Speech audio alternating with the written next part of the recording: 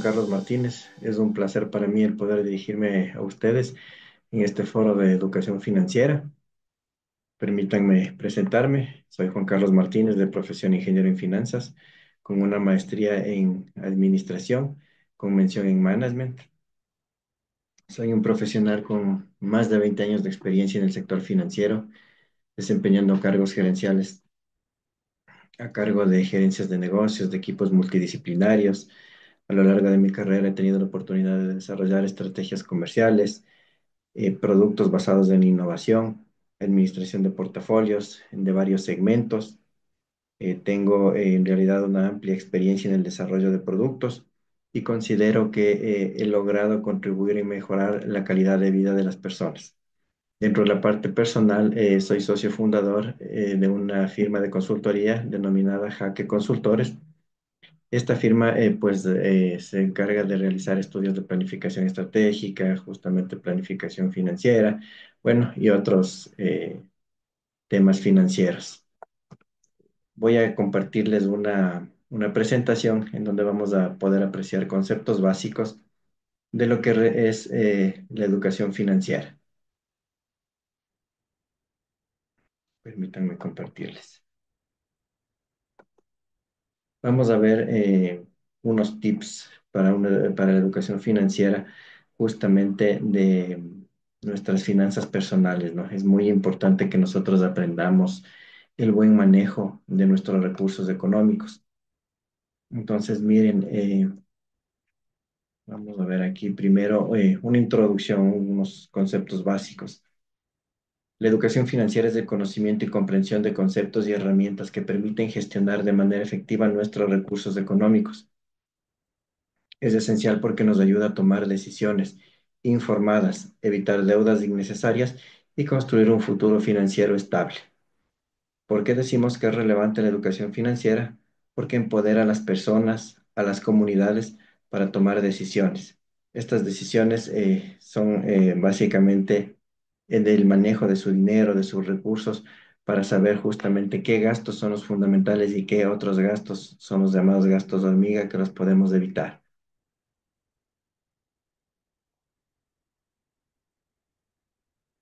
Los beneficios de una educación financiera.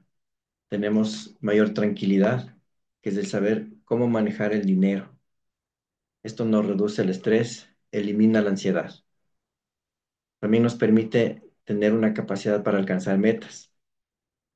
Nos permite planificar objetivos personales, así como a largo plazo, ¿no? Por ejemplo, comprar una casa, viajar o emprender un negocio.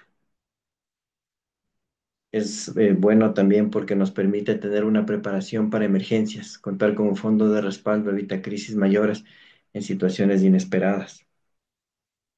Más adelante vamos a ver un mecanismo de ahorro poderoso que nos va a permitir tener un buen fondo justamente de ahorros. La reducción del endeudamiento innecesario, este es un factor clave. Nos enseña la diferencia entre deudas buenas, inversiones y malas. Es un consumo excesivo. Permite planificar el pago de nuestras deudas y evita caer en ciclos de endeudamiento. Fomenta el ahorro y la inversión. Motiva y establece nuestras metas financieras de corto y mediano plazo. Facilita la comprensión de herramientas como cuentas de ahorro, fondos de inversión y planes de retiro. Entonces, una vez que entendemos cuál es la importancia de la educación financiera, exploraremos algunas herramientas prácticas que ustedes pueden ya a nivel personal revisarlas en Google o hacerse un presupuesto simple en Excel que les permitirá justamente optimizar y mantener una adecuada gestión de su dinero.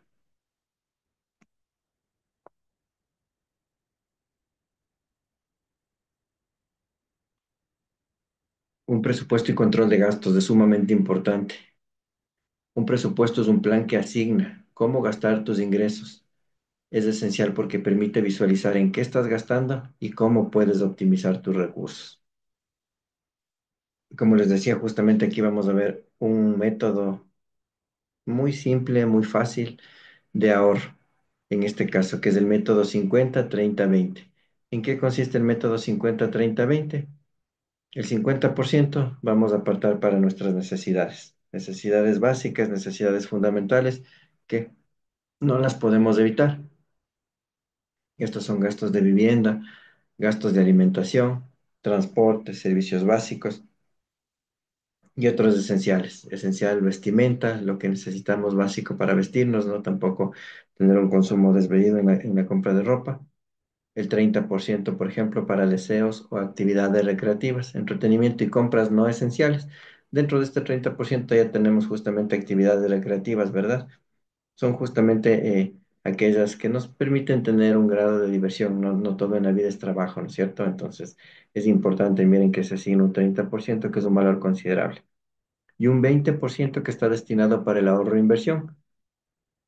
Aquí podemos mencionar la construcción de fondos, de un fondo de emergencia, ahorros para metas o un crecimiento financiero, una meta que tengamos de corto, mediano o largo plazo. Pero siempre es importante separar ese 20%, ¿verdad?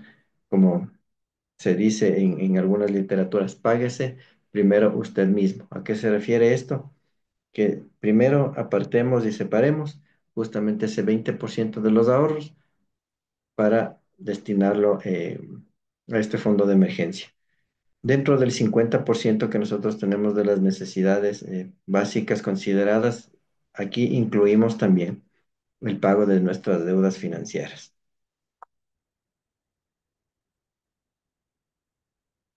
Recordemos que mientras ahorramos también es importante gestionar de manera responsable nuestras deudas. Como les mencionaba, aquí tenemos algunas herramientas de control que ustedes lo podrán investigar ya de manera pausada o a título personal. Aplicaciones, miren, básicas como Mind, Enough o FinTonic ayudan a categorizar nuestros gastos y seguir un presupuesto sumamente importante.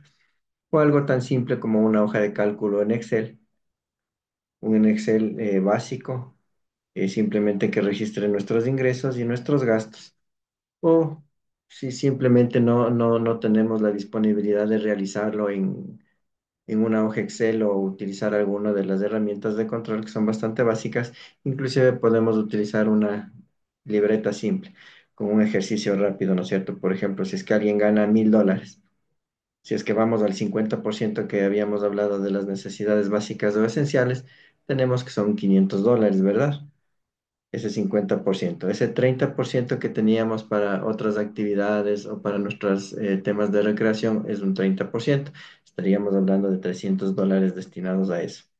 Y el 20% que se destina al ahorro, estaríamos mencionando que son $200. Entonces, aquí estaría ya distribuido nuestro ingreso de $1.000 en el caso hipotético para que nosotros podamos justamente mantener ese ahorro, ¿no? Ese ahorro es importante buscar un instrumento financiero de ahorro que nos permita asimismo tener una adecuada una rentabilidad que debería por lo menos estar igual o mayor que la inflación. Ahora hay unas cuentas de ahorro programado, por ejemplo, en las instituciones financieras que pagan intereses importantes, que pagan intereses atractivos diseñados justamente para el cumplimiento de las metas y te dan bonificaciones justamente por el cumplimiento de ese ahorro. Es decir, que podemos obtener rendimientos hasta de un 7, un 8%. O podemos utilizar un instrumento financiero de una póliza a plazo fijo que igualmente nos da un rendimiento diferenciado.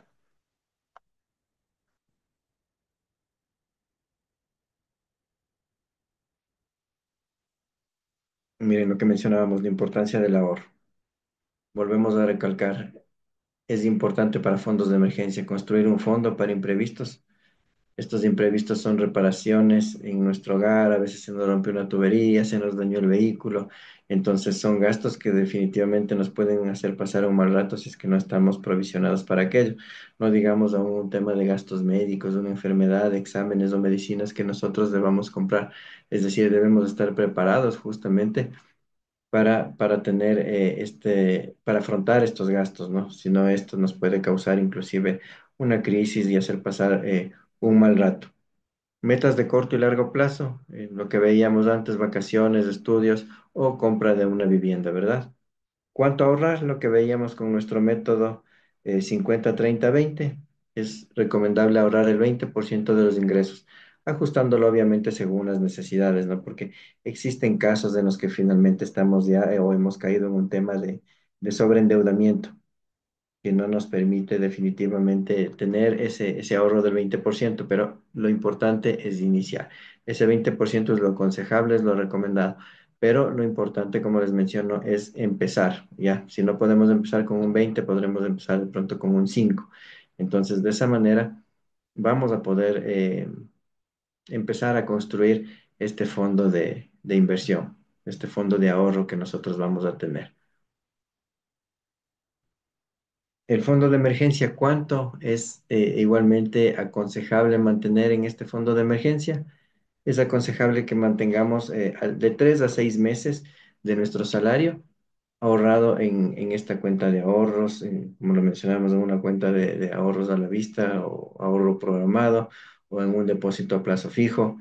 O si es que alguno pues es un poco más arriesgado y conoce algo más del mercado de valores, existen varios instrumentos financieros que obviamente van a permitir tener una mayor rentabilidad, pero siempre y cuando conozcamos o tengamos justamente bien claro cuál es el riesgo que nosotros corremos al hacer este tipo de inversiones. Estaríamos hablando de criptomonedas, compra de acciones, pero bueno, esto es simplemente un ejemplo. Entonces ahí podríamos justamente también tener acceso a estos tipos de ahorro, ¿no? Siempre y cuando contemos con una adecuada asesoría. Como les mencionaba, existen deudas buenas y deudas malas dentro de lo que es el manejo responsable de nuestros recursos. Vamos a ver qué tipo de deudas son las buenas. El dinero prestado que se utiliza para generar ingresos o aumentar el valor de los activos. Eso es una deuda buena. Por ejemplo, tenemos ahí algunos ejemplos, ¿no es cierto? Tenemos inversiones en educación, viviendo, negocios que generan valor a largo plazo. Esto es importantísimo.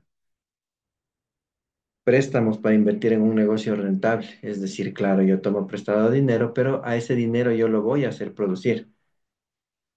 No es que yo me quedo con la deuda ni me voy a comprar un activo improductivo. Yo a ese bien, a ese dinero que tomé prestado, lo voy a invertir en un negocio quizás que me va a permitir tener un ingreso a través de ese endeudamiento.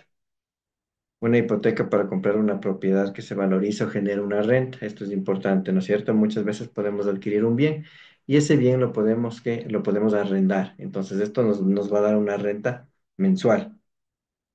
Entonces nosotros al tener ya una renta mensual, pues estamos diciendo que estamos adquiriendo una deuda buena porque nos está generando ingresos hacia nuestro bolsillo, ingresos hacia nuestro flujo. Y el crédito educativo, obviamente, que va a mejorar las oportunidades laborales, puede mejorar nuestra condición de vida, nos va a permitir acceder a un nuevo empleo, a mejores oportunidades. Entonces, de esta manera, nosotros vamos a tener ya una deuda buena también con este crédito educativo. Vamos a ver las características de una deuda buena. Como les mencionaba, aumenta el flujo de dinero hacia nuestro bolsillo, nos permite tener mayor ingreso, mayor capacidad. Funciona como un poderoso elemento de apalancamiento financiero para adquirir bienes que se deprecian con el tiempo, que no se deprecian con el tiempo, ¿no es cierto? Un terreno, por ejemplo, que en el tiempo aumenta su valor si después lo queremos vender o lo podemos arrendar, o una vivienda que igualmente aumenta su valor por el tema de la plusvalía. Es decir, este tipo de inversiones a largo plazo nos ayudan a ganar dinero, a obtener una ganancia. Ahora, por el otro lado, vamos a ver cuáles son las deudas malas. ¿Cuáles son las deudas malas? Obviamente el dinero prestado para gastos que no nos generan ingresos ni aumentan el valor de nuestros activos. Son deudas por consumo excesivo, como compras innecesarias o tarjetas de crédito sin control. Las tarjetas de crédito usadas para compras de lujo no necesarias nos provocan un gran hueco realmente en nuestro bolsillo, ¿no? Ese consumo desmedido que nosotros podemos llegar a tener es sumamente peligroso, así que ojo con eso, ¿no? Préstamo para financiar vacaciones. Se dice que el peor error es el endeudarse para vacaciones, ¿no? Uno se va 15, 20 días, pero termina endeudado 2, 3, 4 años, dependiendo.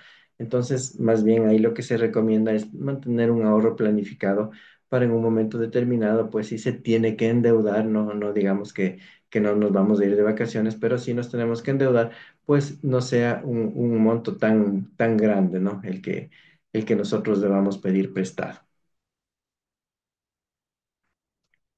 Crédito para comprar un auto de lujo o cualquier tipo de vehículo, en realidad es un bien necesario, pero es un bien que se deprecia. Entonces ahí también debemos tener mucho cuidado con este tema, ¿no? No les digo que no compremos un vehículo nuevo en un determinado momento, pero sí debemos saber qué tipo de vehículo comprar, un vehículo que de pronto no se deprecie tanto en el mercado, una marca conocida, un vehículo que al menos lo vayamos a tener unos 5 años que justifique justamente el tema de la depreciación, ese gasto de la depreciación. Una vez que conocemos cuáles son las deudas buenas, cuáles son las deudas malas, las deudas que nos hacen un hueco en el bolsillo y por el otro lado las deudas que nos permiten mantener un ingreso adicional en nuestro presupuesto, vamos a ver ahora un poco cuáles son las estrategias de pago. Tenemos, una vez que obviamente estamos en el tema de endeudamiento, el método bola de nieve, pagar primero las deudas más pequeñas para ganar motivación. A veces tenemos dos, tres, cuatro, cinco tarjetas de crédito, tenemos tres préstamos ahí en los que pagamos esas cuotas pequeñas. Entonces, miremos cuál de esos es el que primero podemos cancelar, un poco para ir motivándonos, ordenándonos y cerrando justamente esos créditos pequeños. Por el otro lado hay el método avalancha, que es aquel que prioriza las deudas con mayor tasa de interés para ahorrar más en el largo plazo, ¿no es cierto? Hay unas tasas de interés diferenciadas. Obviamente el crédito más caro es el de la tarjeta de crédito y el crédito de consumo, que lamentablemente es el que siempre es el más propenso que nosotros podamos tener. Por otro lado, el crédito de vivienda es más barato y aún el de estudios también. Este método de avalancha va a ver qué deuda tengo yo más alta, con una mayor tasa de interés, tal vez con una mayor amortización de capital, y esa justamente es la que vamos a tratar de pagarla más rápido, para salir en el menor tiempo posible y lógicamente pagar una menor tasa de interés. Inversiones, sumamente importante, ¿verdad? Una vez que ya tenemos nuestras deudas bajo control, podemos comenzar a invertir para hacer crecer nuestro dinero. Es algo de lo que ya les mencionaba anteriormente también. Invertir significa poner tu dinero a trabajar para generar más ingresos o ganancias en el futuro. ¿Qué tenemos aquí como las opciones más frecuentes o las más conocidas dentro del mercado? Tenemos fondos mutuos, tenemos acciones, podemos invertir en bienes raíces o, como les mencionaba, en criptomonedas o en el mercado bursátil, pero obviamente con el conocimiento o asesorados justamente de la mano de un experto, de una persona que conozca justamente este tema, ¿no? Porque podrías convertirse en una inversión con alto riesgo. Además de invertir, también debemos pensar en el futuro y planificar nuestro retiro, ¿no es cierto? No queremos pasarnos trabajando toda la vida ni vivir de la pensión. Entonces ahí es importante justamente mantener un plan de ahorro programado. Planificación para el retiro. Importancia, comenzar temprano. Esto nos permite aprovechar el interés compuesto, multiplicando los ahorros a lo largo del tiempo. Hay los planes de pensiones, cuentas individuales de retiro, que generalmente son a largo plazo, ¿no? Estos tipos de planes de retiro son a largo plazo, por eso lo recomendable es justamente empezar lo más temprano posible. Obviamente, mantener una educación financiera continua nos va a permitir justamente estar enterados, estar capacitados de cómo optimizar nuestros recursos, de cómo invertir, de saber qué inversiones son aquellas que nos van a permitir a nosotros tener un mayor flujo de dinero en nuestros bolsillos. Obviamente para esto tenemos que seguir aprovechando, optimizando el tiempo, leyendo, instruyéndonos, manteniéndonos al día justamente de los temas económicos. Aquí vemos algunos recursos recomendados, libros que son muy buenos, como Padre Rico, Padre Pobre de Robert Kiyosaki. Tenemos cursos en las plataformas, Coursera, Udemy, podcasts y blogs, eso es buenísimo, especializados justamente en el tema de educación financiera. Es importante ahora aprovechar este tema de inclusive de la inteligencia artificial, ¿no? Eso es importantísimo. Uno puede ir a la inteligencia artificial y pedirle, dame un plan de ahorro programado, por ejemplo, un plan de retiro, simular cuánto uno quisiera recibir en un número de años con un aporte X mensual. Entonces nos permite la tecnología. Ahora estamos a un paso justamente de la cercanía de realizar este tipo de inversiones, ¿no? Ya no es necesario que nos desgastemos acudiendo a las instituciones. Algunos consejos adicionales: ahorrar automáticamente configura transferencias automáticas para evitar la tentación de gastarte el dinero cuando esté en tu cuenta. Ahí lo podemos programar en las plataformas o en la cuenta para que en una fecha determinada que nosotros recibamos la acreditación, pues automáticamente ya se transfiere ese 20%, ¿no es cierto? Que es lo ideal. Y acuérdense en que si no podemos del 20, lo importante es iniciar. Puede ser un 5%, puede ser un 6%, un 10%, con lo que nosotros podamos iniciar para mantenernos tranquilos.